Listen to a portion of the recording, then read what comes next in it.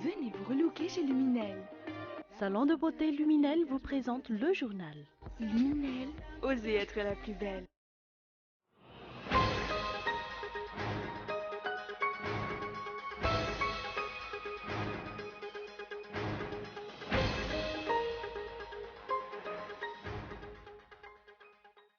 Les travaux à N'Doute-à-Pénac ne seront pas finalisés à temps. Les participants au sommet de la francophonie risquent donc de ne pas voir ni le village voir, ni le village de la francophonie.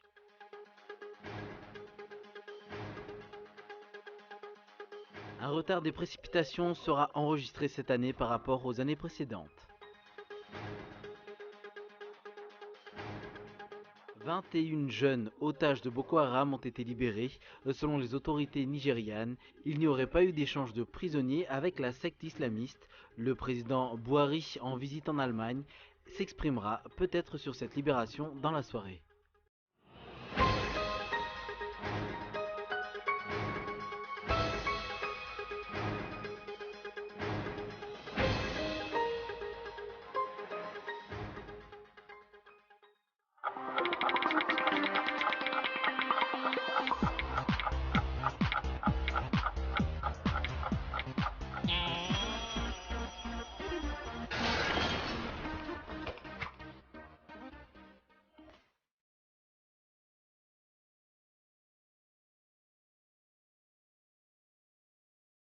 Venez vous relooker chez Luminel.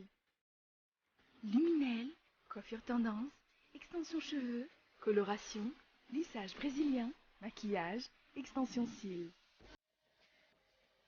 Pédicure, manucure, onglerie.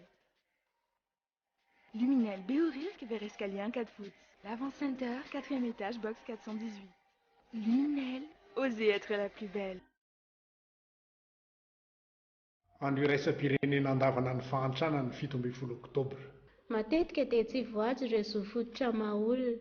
Ireo izay miainao anatin'ny fahantrana isan'andro vaky dia te hanjay anjara mafy amin'ny tetikasa rehetra hoety miady amin'ny fahantrana. Hisy tolo-kevitra mivaingana ho fampandrosoana maharitra, tsy manao ankila-baona izaniza. Hifampizarana ny 17 oktobra ao amin'ny lapan'ny tanàna Antananarivo. Tongava maro aneho ny firaisan-kina sy ny fanoherana ny fahantrana lalina. Manantena anareo zahay.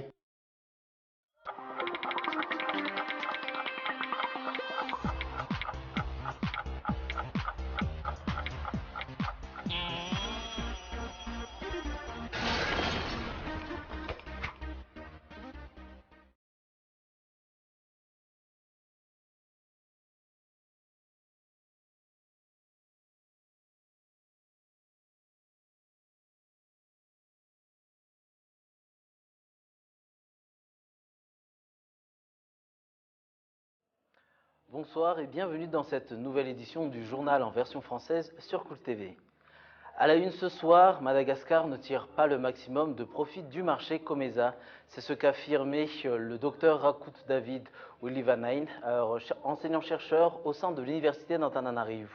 Les importations sont nettement supérieures par rapport aux exportations, ce qui entraîne un déséquilibre de la balance commerciale. Néanmoins, Madagascar ne peut pas sortir de ce marché du jour au lendemain, mais on peut toujours en tirer profit en explorant d'autres pistes comme la recherche, le transfert de technologies ou encore le transfert de compétences. Selon lui, il faut surtout optimiser les industries nationales pour qu'elles soient compétitives en termes de production, tant au niveau de la quantité qu'au niveau de la qualité. Les travaux à N'Doute-à-Pénac ne seront pas finalisés à temps. Les participants au sommet de la francophonie risquent donc de ne pas voir ni le village voir, ni le village de la francophonie. D'ailleurs, le panneau qui décrivait les différentes infrastructures qui y seront érigées a été discrètement enlevé. Un reportage de Ounassain. Les dirigeants ont annoncé en grande pompe la construction du village voir et du village de la francophonie à N'Doute-à-Pénac. Un panneau reflétant les différentes infrastructures qui seront construites a été érigé au bord de la route. Mais à quelques mois de l'événement, des sources ont révélé qu'une partie des travaux ne sera pas finalisée à temps. Les raisons de ce retard n'ont pas été divulguées. La construction de ces villages fait pourtant partie des projets présidentiels. Nos journalistes se sont rendus au ministère de tutelle et au bureau du CEMAD pour obtenir des réponses, mais en vain. Récemment, le fameux panneau a été discrètement enlevé. Les organisateurs du sommet ont-ils honte face à la multitude d'invités qui assistent actuellement au 19e sommet du COMESA et qui passent quotidiennement par la route Digue avant d'atteindre le centre de conférence international à Ivatu? Cette réalité témoigne que les dirigeants n'arrivent pas à concrétiser leurs paroles en actes. Le même constat est observé en ce qui concerne la lutte contre la corruption, l'éradication du délestage, l'instauration de la stabilité politique ou encore le développement économique du pays. Sur le plan économique, les employés d'Air Madagascar refusent que les opérations de handling, incluant les opérations d'enregistrement au comptoir, la manipulation des engins de transport des passagers et des bagages vers les avions, ainsi que le chargement des bagages, soient confiés à la société Madagascar Ground Handling.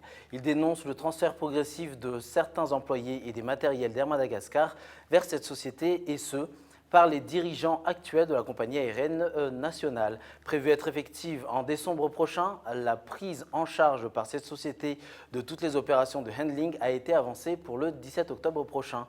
Une décision motivée probablement par l'accueil du prochain sommet de la francophonie. Mais les employés d'Air Madagascar refusent leur transfert vers cette société.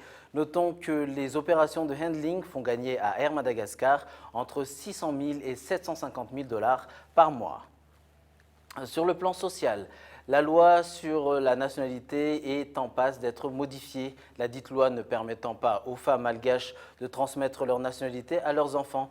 Le projet de loi modifiant certaines dispositions du texte est aujourd'hui entre les mains des députés. Reportage de Muramant.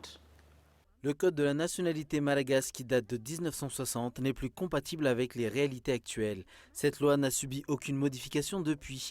Elle ne permet pas à une femme malgache de transmettre sa nationalité à ses enfants. Les personnes qui ne disposent pas de nationalité sont nombreuses à Madagascar et des associations s'attellent à réduire leur nombre durant les 8 prochaines années. Nous avons mené 2 activités bien distinctes. La première est l'activité juridique destinée à interpeller les dirigeants sur la nécessité de modifier la loi sur la nationalité. La deuxième est l'activité socio-culturelle visant à éradiquer la discrimination dont sont victimes les apatrides au sein de la société dans laquelle ils évoluent.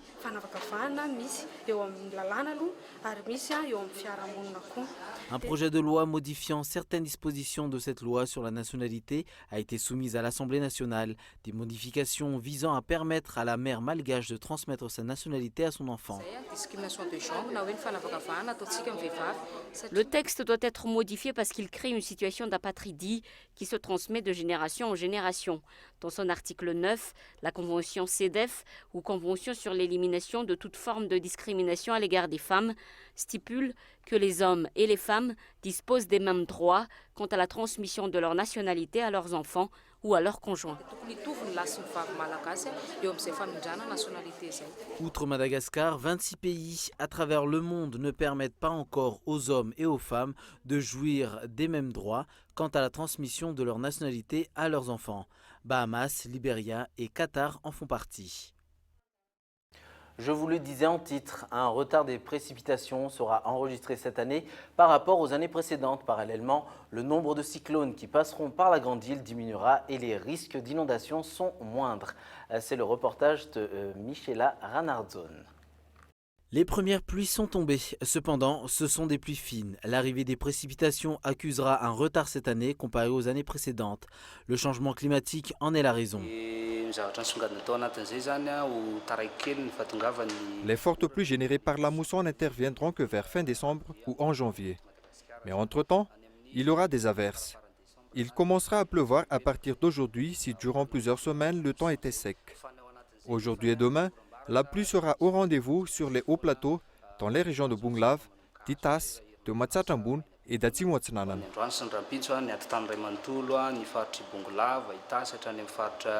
Ainsi, cette année, aucun risque d'inondation n'est à craindre. Cependant, les remblais sauvages constatés ces dernières années pourront fausser les prévisions, mais l'APIPA essaie de rassurer. Toutes les infrastructures et matériels nécessaires pour faire face aux éventuelles crues ou inondations ont été entretenus. Parallèlement, plusieurs travaux de curage ont été effectués. Cette année également, le nombre de cyclones prévus frapper Madagascar est en baisse par rapport à l'année dernière. En tout, 3 cyclones passeront par Madagascar. Parallèlement, les températures ne cesseront d'augmenter. Les maximales se situeront entre 30 et 32 degrés. Passons à l'international. Le président nigérian est en Allemagne où il doit tenir une conférence de presse avec la chancelière allemande sur la question de la crise migratoire. Muhammadu Buhari sera sûrement interrogé sur la libération par Boko Haram de 21 jeunes filles de Chibok. Le gouvernement nigérian affirme qu'il n'y a pas eu d'échange de prisonniers. La secte islamiste a toujours avec elle près de 200 otages. On fait le point avec France 24. Ces activistes scandent le célèbre slogan « Bring back our girls », une manière de rappeler que la mobilisation pour les lycéennes de Chibok ne faiblit pas. Leurs prénoms sont cités les uns après les autres et la liste est longue. Aujourd'hui, 197 filles manquent toujours à l'appel. Nous savons que des filles se sont échappées. Quelques-unes ont réussi à rentrer chez elles. Mais ce que nous voulons, c'est le retour officiel des filles. Nous continuerons notre mobilisation jusqu'à ce que les filles reviennent saines et sauves. C'est notre espoir. Un espoir relancé jeudi par la libération de 21 lycéennes à Banki, une ville frontalière avec le Cameroun. Les filles kidnappées auraient été échangées contre la libération de 4 djihadistes de Boko Haram selon une source militaire. Mais l'information a rapidement été démentie par les autorités. Il n'y a eu absolument aucun échange de quelque sorte. Et deuxièmement, ces informations ou ces histoires à propos de 4 ou 3 ou 2 commandants de Boko Haram, c'est complètement faux. Au total, 79 lycéennes ont été retrouvées depuis le rapt de la secte islamiste en avril 2014. Le gouvernement s'est engagé à libérer le reste des filles. On revient justement sur l'onde de choc du livre de confidence du président français. Un président ne devrait pas dire ça, c'est le titre du livre. Et ça commence à être l'opinion de certains à la lecture de l'ouvrage. François Hollande a écrit au Conseil supérieur de la magistrature pour s'excuser. Il accusait dans le livre l'institution judiciaire de lâcheté à moins d'1 an de la présidentielle. Ces confessions sèment le trouble. Les explications avec France 24. Un livre de confidence que même les fidèles de François Hollande n'acceptent pas. Je suis étonné parce que se confier à ce point à tant de journalistes, il y a de quoi être étonné. Je pense qu'il aurait été plus juste d'écrire un livre, mais pas de se confier à tant de journalistes. J'ai eu l'occasion de le dire, je le redis, je pense qu'il faut parler aux Français. Et je pense que les journalistes ne sont, excusez-moi de le dire, ne sont pas forcément toujours l'intermédiaire idéal. Même stupéfaction chez Claude Bartolone. Dans le quotidien La Provence, le président de l'Assemblée nationale déclare « Un président ne doit pas autant se confesser, le devoir de silence fait partie de sa fonction ».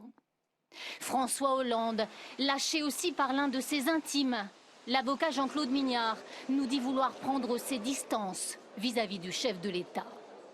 Mais le propos le plus frappant vient de Manuel Valls.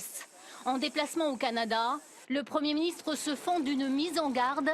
Elle s'adresse, entre autres, à François Hollande. Notre comportement aux uns et aux autres doit être digne et doit être à la hauteur de ce que les concitoyens attendent de la part de ceux qui gouvernent. Il faut de la dignité, il faut de la pudeur, il faut de la hauteur de vue. Manuel Valls, loyal envers François Hollande, mais prêt à être candidat si le chef de l'État devait renoncer, car ils sont de plus en plus nombreux dans les rangs du gouvernement et même chez les fidèles à se demander si François Hollande sera en capacité de se présenter. Je vous rappelle l'essentiel, les travaux à Ndoutapénac ne seront pas finalisés à temps. Les participants au sommet de la francophonie risquent donc de ne pas avoir ni le village Voir, ni le village de la francophonie. Un retard des précipitations sera enregistré cette année par rapport aux années précédentes. Et enfin, l'onde de choc du livre de confidence du président français, un président ne devrait pas dire ça, commence à être l'opinion de certains à la lecture de l'ouvrage. Voilà, merci d'avoir suivi cette édition jusqu'à la fin. Rendez-vous demain à 20h45 sur Cool TV. Bonne soirée, au revoir.